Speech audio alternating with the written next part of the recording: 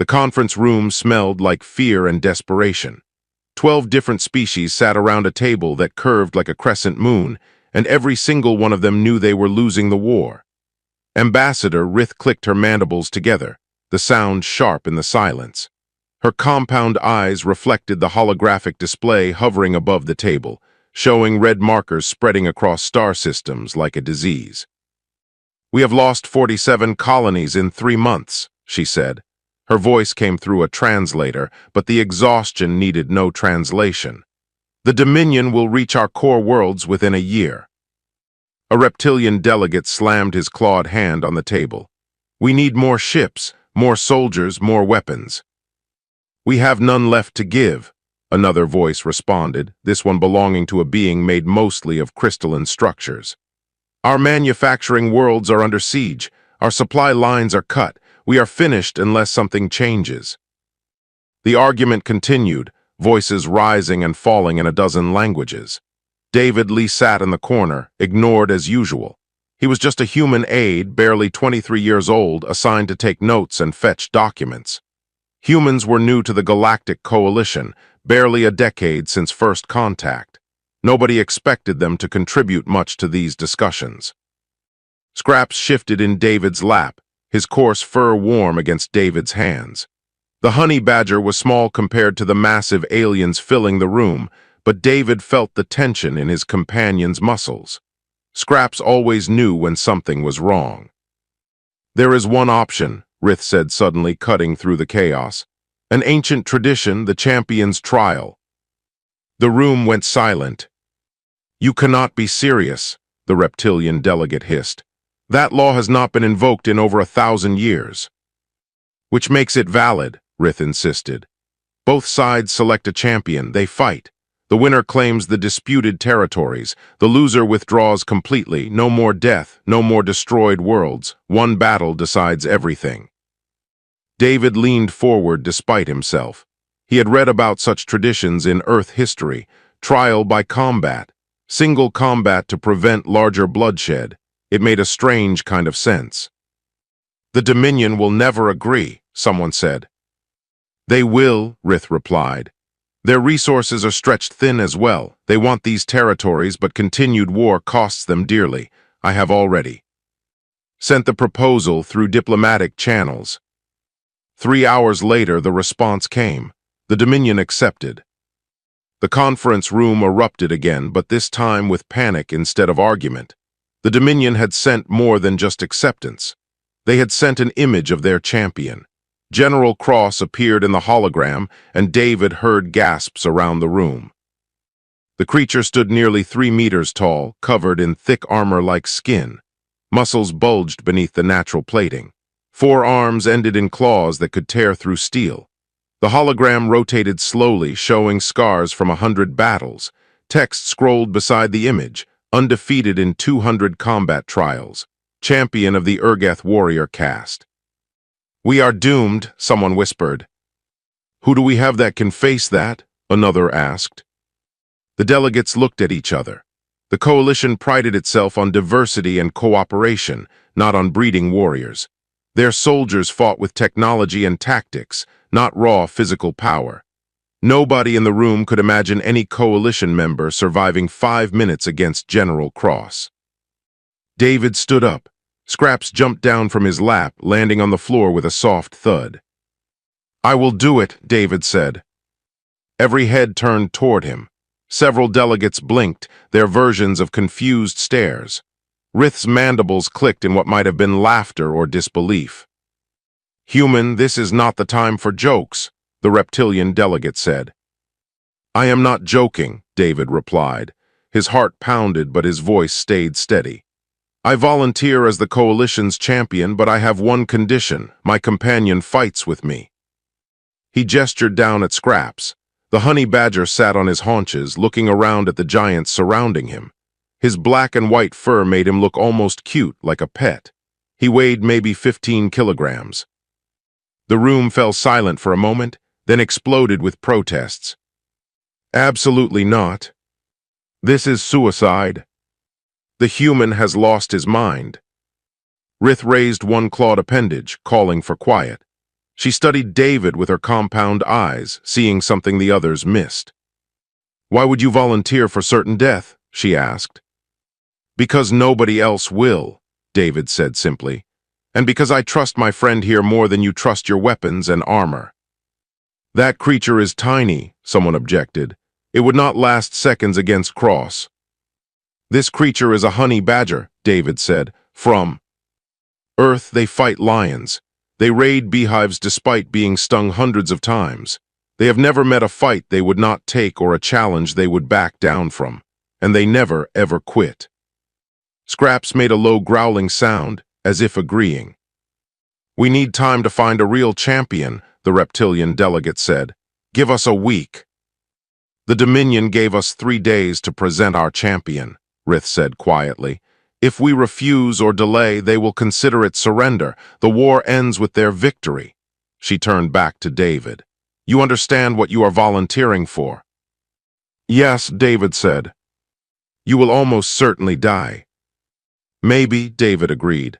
"But Scraps and I have been through a lot together. If we go down fighting." Rith clicked her mandibles together several times. Finally, she gave what passed for a nod among her species. "The Coalition accepts the human David Lee and his companion as our champions," she announced. "May whatever gods you believe in have mercy on your soul." David reached down and scratched behind Scrap's ears. The honey badger leaned into his hand, completely relaxed despite the room full of nervous aliens. 3 days until the trial, 3 days to prepare for a fight against the most dangerous warrior in the Dominion fleet. David felt scared, but he also felt something else. A strange calm. He and Scraps had faced bad odds before. This was just one more challenge. The honey badger looked up at him and made a soft chirping sound. "Yeah, buddy," David whispered. "We got this." The transport shuttle felt cramped with all the Coalition observers crowding around David. They had been asking questions for the past 2 hours, ever since leaving the main station. Most of them seemed convinced he was either brave or insane. David suspected they were leaning toward insane. "You should wear armor," insisted a mantis-like military advisor. "At least give yourself some protection." "Armor slows you down," David said. He sat cross-legged on the floor, Scraps curled up beside him. "Speed is going to matter more than protection." "The Urgeth have natural armor," another advisor said. "You have soft skin. One hit from Cross will kill you." "Then I will not let him hit me," David replied. Through the viewport, Taurus 7 grew larger. The neutral moon looked gray and lifeless from space, but David knew the trial arena waited on the surface. A massive biodome filled with varied terrain, designed centuries ago for exactly this kind of combat. Scraps stirred, opening his eyes. The honey badger stretched, his claws scraping against the metal floor. Several aliens flinched at the sound. David smiled. They still did not understand. They saw a small animal, something helpless. They could not imagine what Scraps was truly capable of. David's mind drifted back to South Africa, to the wildlife reserve where he grew up. He had been 16 when he found Scraps. The baby honey badger had been crying near a dead female, killed by poachers. David had buried the mother and taken the cub home, despite his parents warning him that honey badgers made terrible pets. They were right, Scraps was not a pet. He was a force of nature in a compact package. David remembered the first time a leopard wandered too close to their home. Scraps had been less than a year old, barely 5 kilograms. The leopard was a fully grown male, over 70 kilograms of muscle and fang. It should have been no contest. Scraps charged without hesitation. The leopard, confused by this tiny creature's audacity, tried to swat him away. Scraps latched onto the leopard's nose and refused to let go. The big cat yowled and retreated, learning what every predator in Africa eventually learns. Honey badgers are not worth the trouble. The shuttle landed with a gentle thump. David stood and Scraps jumped onto his shoulder, a position the honey badger had claimed since he was small enough to perch there comfortably. Now, Scraps was too big, but David let him try anyway. The honey badger's weight felt reassuring. Outside, Taurus 7's thin atmosphere required a small dome around the landing pad. David could see the trial arena in the distance, a massive structure that gleamed in the light from the system's distant star. Thousands of viewing platforms already floated around it. The whole galaxy would watch this fight. A young pilot approached as David descended the shuttle ramp. She was humanoid, with blue skin and silver eyes. Her uniform marked her as coalition military, but she looked barely older than David. "I am Yara," she said. "I wanted to meet you before tomorrow." "Nice to meet you," David said. Scraps chirped from his shoulder. "Why did you volunteer?" Yara asked. Her voice was soft, genuinely curious. "You must know the odds." "I know them," David said, "but someone had to do it, better me than." "Nobody." "You will die," she said bluntly. "Cross has killed champions from a dozen species. He enjoys it." "Maybe," David said, "but dying is not the worst thing that can happen. Living with cowardice is worse." They walked together toward the accommodation building. Around them, coalition personnel moved with nervous energy. Everyone knew what tomorrow meant. If David lost, the war was over. Billions would live under Dominion rule. "Your companion," Yara said, gesturing at Scraps. "How will such a small creature help you?" David reached up and scratched under Scraps' chin. The honey badger closed his eyes, content. "Scraps taught me something important," David said. "Size does not matter as much as people think, neither does strength. What matters is heart. What matters is never giving up, no matter how bad things look." "Heart cannot stop claws," Yara said sadly. "No," David agreed. "But heart can make you keep fighting when your body wants to quit. Heart can make you creative when strength fails, and heart can make a 15-kilogram animal face down a lion without flinching." That night, David could not sleep. He sat outside the accommodation building, looking up at unfamiliar stars. Scraps lay beside him, completely relaxed. The honey badger had no concept of tomorrow's danger. He only knew that David was here, and that was enough. A shadow approached. David tensed, then relaxed when he recognized the armored form. It was a Dominion observer, likely here to ensure fair play during the trial. "Human," the figure said. The translator made the voice sound mechanical. "I bring an offer from General Cross." "I am listening," David said. "Throw the fight, make it look good, but lose. In exchange, you will receive wealth beyond imagination, citizenship in Dominion space, a long life of comfort." David looked at Scraps, who had raised his head at the stranger's approach. The honey badger's dark eyes reflected starlight. "Tell Cross I said no," David replied. "You would rather die with honor than live with wealth." The observer sounded genuinely confused. "I would rather die knowing I gave everything I had," David said. "Humans have a saying, it is not the size of the dog in the fight, it is the size of the fight in the dog." "Your species is strange," the observer said. "Maybe," David agreed, "but that is what makes us dangerous." The observer left without another word. David returned his gaze to the stars. Somewhere up there, on ships and stations and planets, billions of people depended on what would happen tomorrow.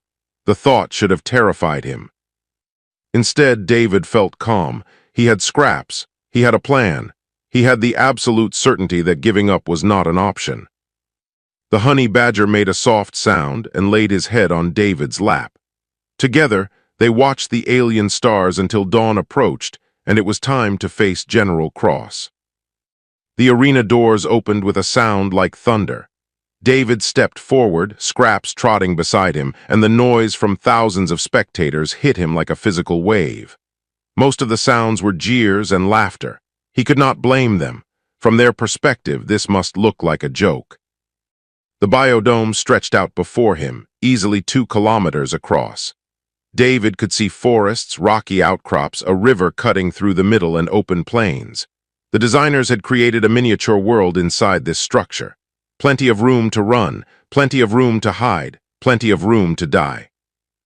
On the opposite side, the other doors opened. General Cross emerged, and the jeering turned to roars of approval from the Dominion spectators. The Urgeth warrior was even more terrifying in person than in the hologram.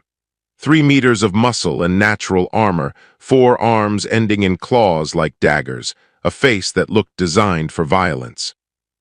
Cross saw David and laughed. The sound echoed across the arena, amplified by the dome's acoustics. He raised all 4 arms in a gesture of victory, already celebrating before the fight even began. A neutral arbiter, a floating sphere of light, descended between them. "The rules are simple," the arbiter's voice boomed. "Combat continues until one champion is incapacitated or dead. Any methods are permitted. Use of terrain is allowed. Outside interference will result in immediate disqualification. Do both champions understand?" "Yes," David said quietly.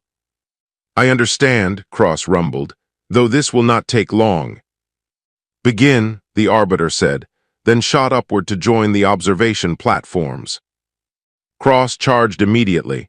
He moved with shocking speed for something so large, closing half the distance between them in seconds. David had expected this. Everyone bet on their strengths. Cross' strength was overwhelming force. David ran, not away from Cross, but at an angle, sprinting toward the rocky outcrops to his left. Scraps kept pace easily, his short legs churning. Behind them, Cross roared in frustration and adjusted his course. The crowd booed. They wanted to see combat, not running. David ignored them, let them boo. He needed to reach the terrain that would give him an advantage. He slid behind a boulder just as Cross' clawed hand smashed down where he had been standing a moment before. Rock shattered under the impact. David kept moving, Scraps right beside him. They wound through the rocks, using size and speed to their advantage. Cross smashed through obstacles instead of going around them. Boulders exploded into fragments under his assault. Trees snapped like twigs. The Urgeth warrior was making his own path, and the destruction was impressive.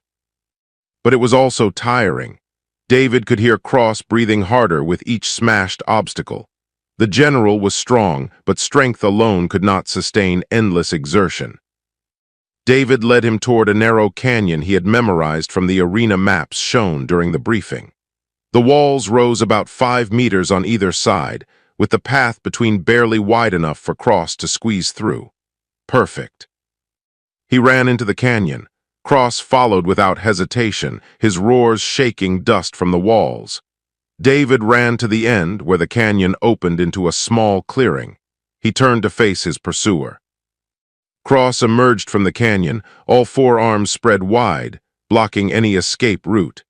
His lips pulled back from sharp teeth in what might have been a smile. "Nowhere left to run, human," Cross said.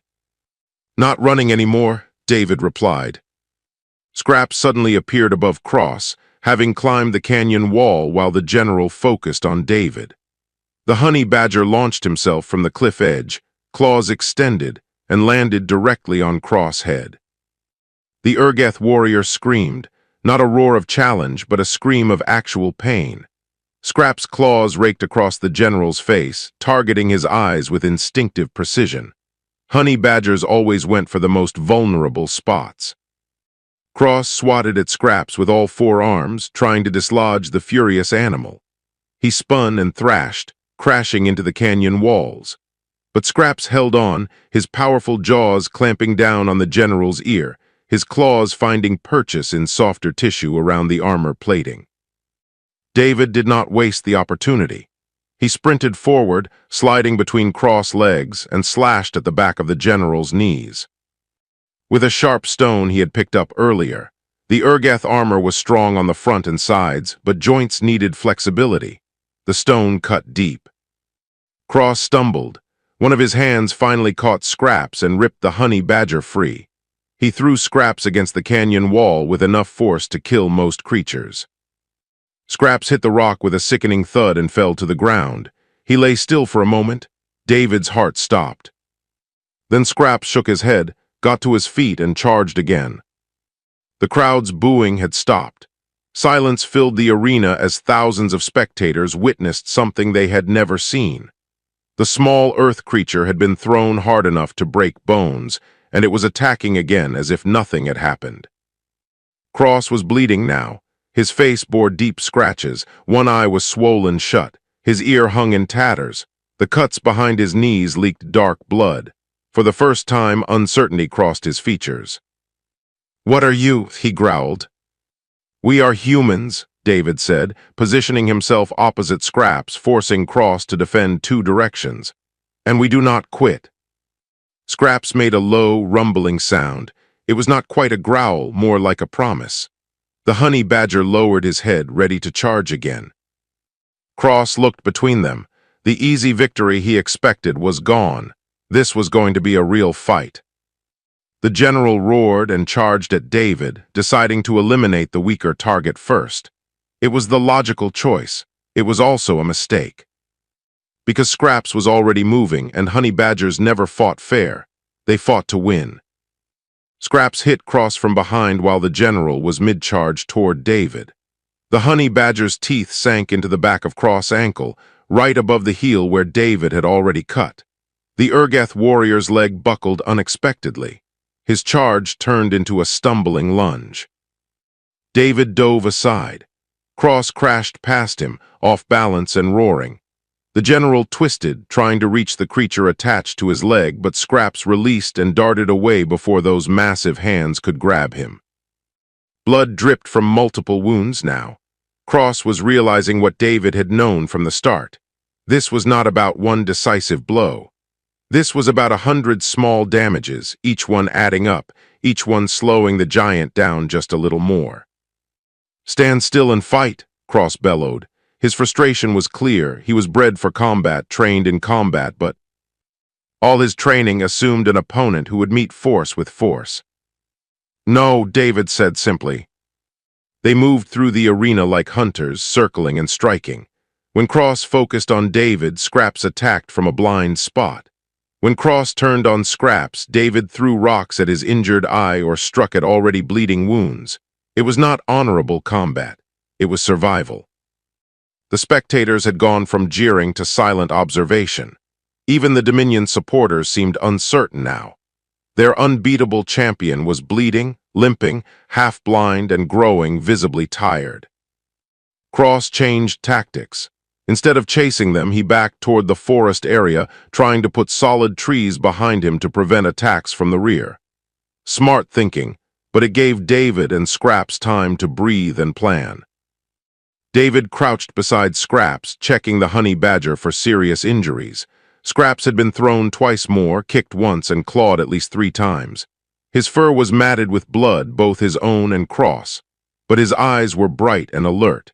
He chirped softly and licked David's hand. "Once more, buddy," David whispered.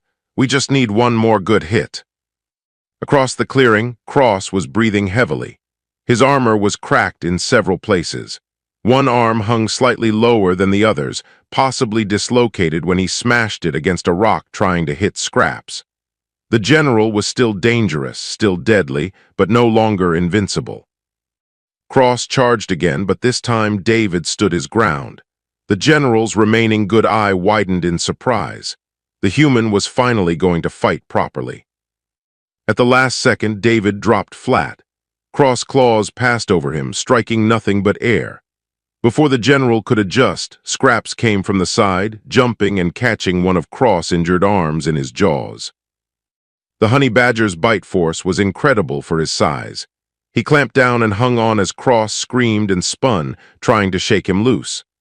David rolled to his feet and grabbed a fallen branch, thick as his arm. He swung with everything he had at Cross' injured knee. The crack echoed across the arena. Cross' leg gave out completely. The massive warrior fell to one knee, and Scraps released his grip on the arm to go for the general's throat. Cross managed to knock Scraps away with his good hand, sending the honey badger tumbling. But staying down on one knee left him vulnerable. David swung the branch. Again, this time at the general's head. Cross caught the branch with 2 of his hands and yanked it away, pulling David close. One massive hand wrapped around David's chest and lifted him off the ground. David felt his ribs creak under the pressure. The general's claws began to dig in. "You fought well," Cross growled, blood dripping from his ruined face. "For a human, but this ends now." Darkness crept into the edges of David's vision. The pressure increased. He heard a rib crack. The pain was incredible. He could not breathe, could not move, could not escape. Then Scraps was there, climbing cross-arm like a ladder, going straight for the general's face again. The honey badger's teeth found the general's throat and bit down hard. Cross made a choking sound. His grip on David loosened. David fell to the ground, gasping for air, his chest on fire. Through watering eyes, he saw Cross staggering backward, one hand trying to pull Scraps away from his throat, the other hands flailing. The general crashed into a tree. Scraps held on. Cross slammed his back against the tree repeatedly, trying to crush the creature clinging to him.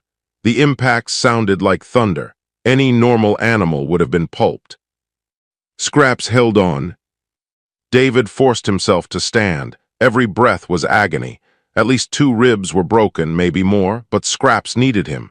His friend was getting hurt trying to save him. No way was David staying down. He picked up a sharp rock, walked forward on unsteady legs. Cross was still focused on Scraps, still trying to remove the honey badger from his throat. The general's movements were getting weaker, slower. The blood loss was finally taking its toll. David reached Cross.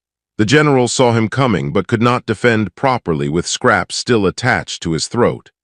David drove the sharp rock into a crack in the armor plating, right where the breastplate met the shoulder guard. Cross roared, the sound wet and gurgling. He swung at David with his good arm. The blow connected, sending David flying backward to land hard on the ground. Stars exploded in his vision. He tasted blood.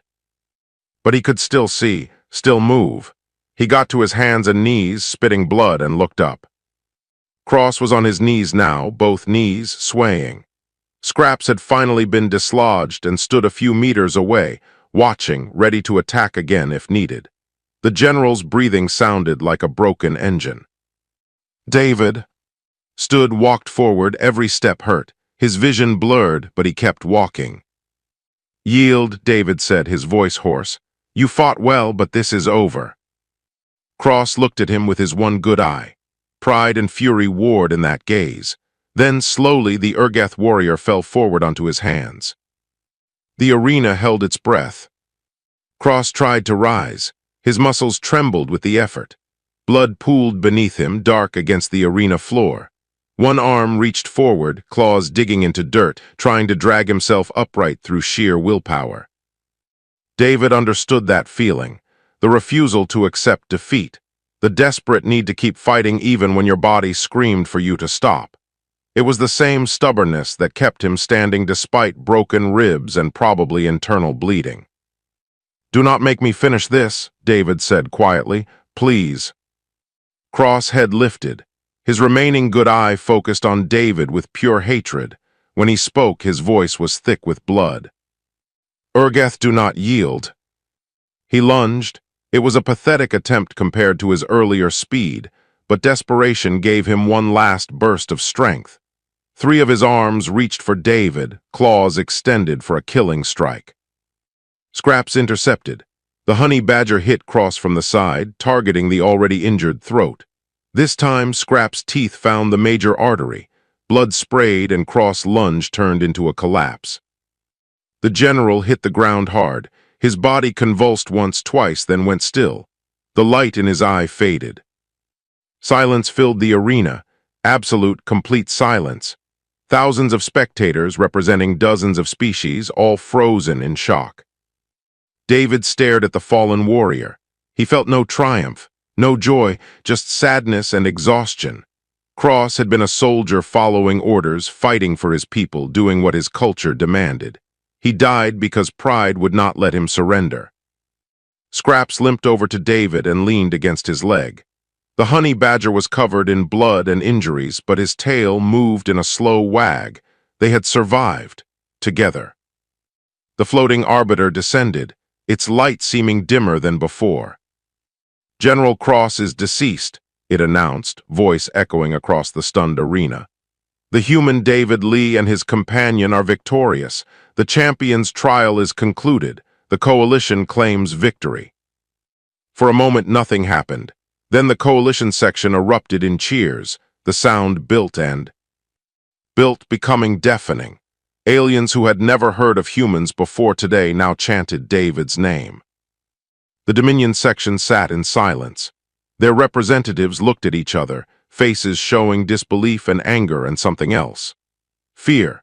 If a human barely out of adolescence and a small animal could defeat their greatest warrior, what did that say about humanity as a whole? David's legs gave out. He sat down hard, pain shooting through his chest. Scraps climbed into his lap and David wrapped his arms gently around his friend. They had done it. Somehow, impossibly, they had won.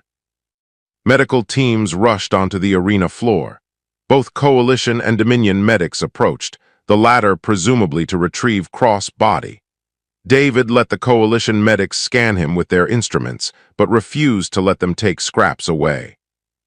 "He stays with me," David said firmly. "But he needs treatment," a medic protested.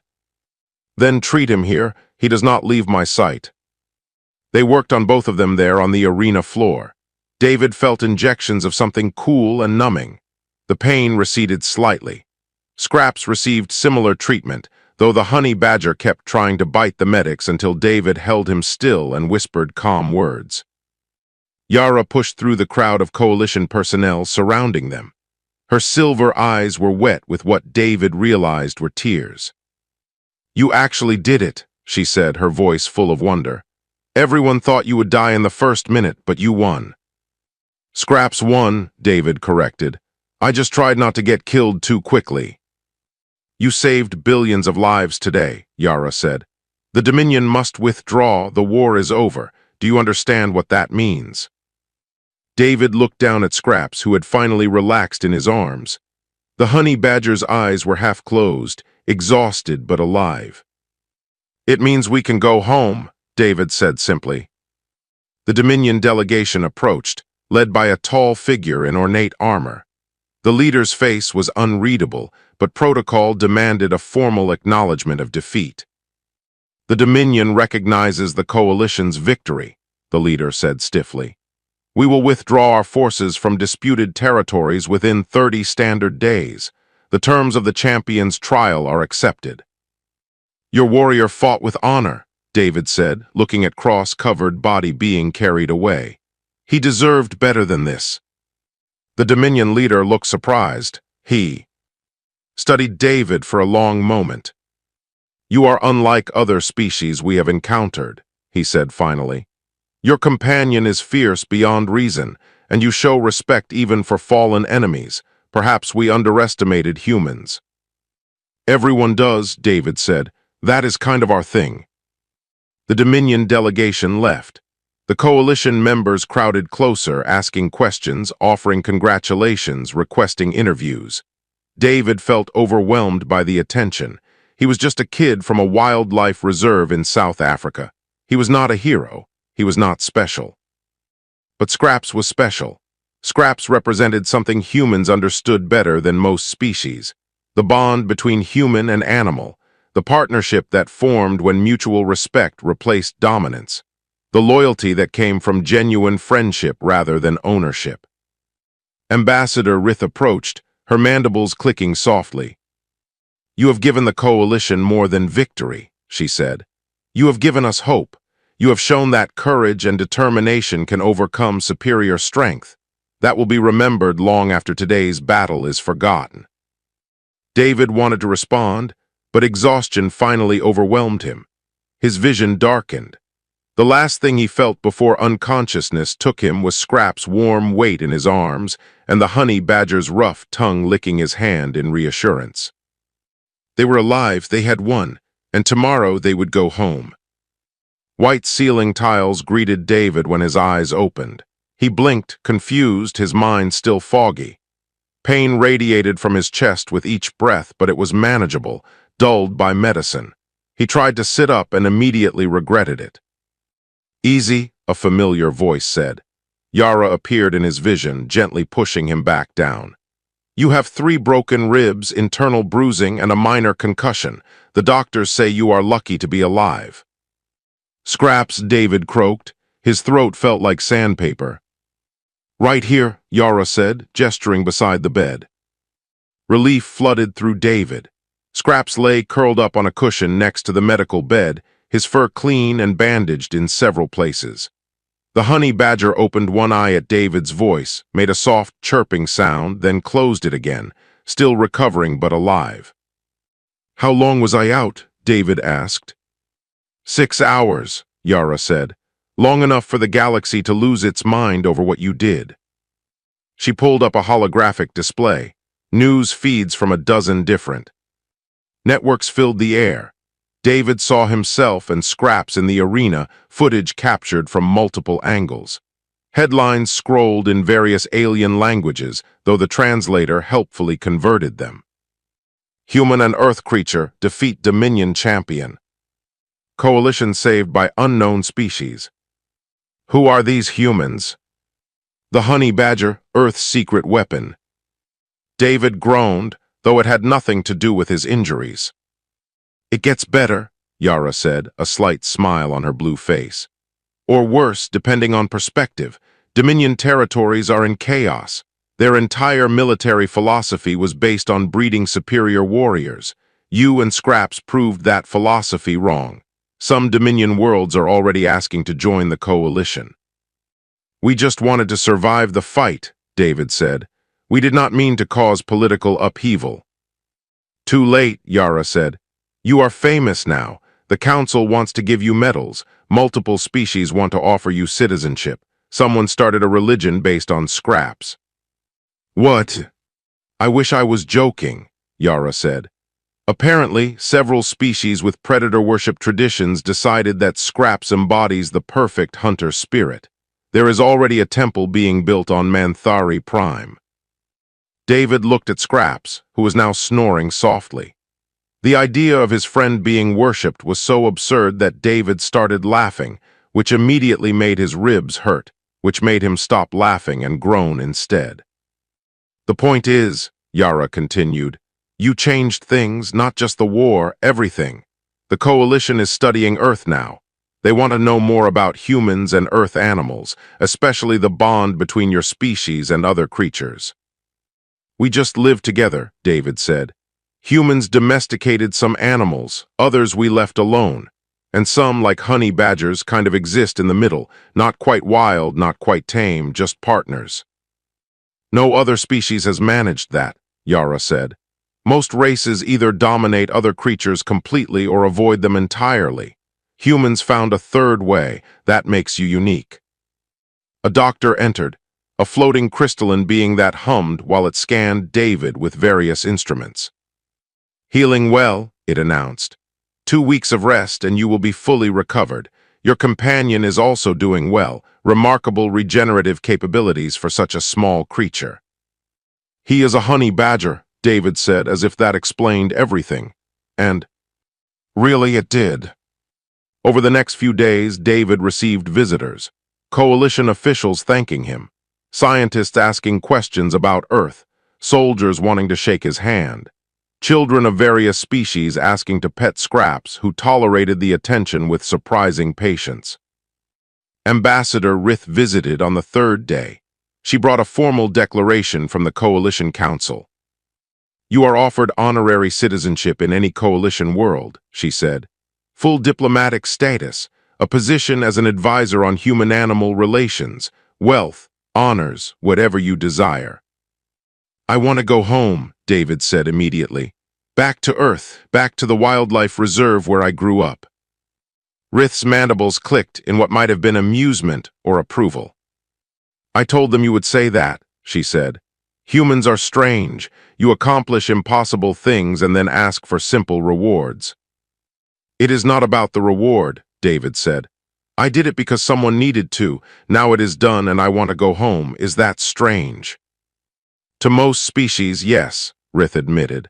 "But perhaps that is another reason you won. You did not fight for glory or wealth. You fought because it was right. That kind of motivation is difficult to defeat." A week later, David stood at the landing pad where his shuttle waited. Scraps sat at his feet, fully healed and looking irritated at being away from home for so long. Coalition personnel had given David a package of gifts, documents, and contact information. Yara was there to see him off. "Will you come back?" she asked. "Maybe," David said. "If you need help again, but I hope you will not need it. The coalition has its own strength. You just forgot that for a while." "We will not forget again," Yara promised. "You and Scraps taught us an important lesson. That size is not everything. That determination matters. That humans should not be underestimated." "Most importantly," David said, reaching down to scratch behind Scraps' ears, "you learned that humans do not stand alone. We bring our friends with us. And our friends are just as stubborn as we are." The shuttle lifted off, carrying David and Scraps away from Taurus 7, away from the Coalition space, back toward Earth. Below, aliens watched them go. Some waved, some saluted, all of them remembered. The human and his honey badger had changed the galaxy. They proved that courage came in all sizes, that loyalty mattered more than strength, and that the fiercest warriors were not always the biggest ones. Somewhere in Coalition space, historians were already writing about this moment. The day a young human and his impossible companion taught the galaxy a lesson about never giving up, no matter the odds. But David was not thinking about history or legends. He was thinking about home, about the reserve where he grew up, about showing Scraps the familiar savannas and skies. The honey badger curled up on the seat beside him, content. They had won the galaxy's respect. Now they just wanted peace, sunshine, and maybe a nice beehive to raid later. Some things never change,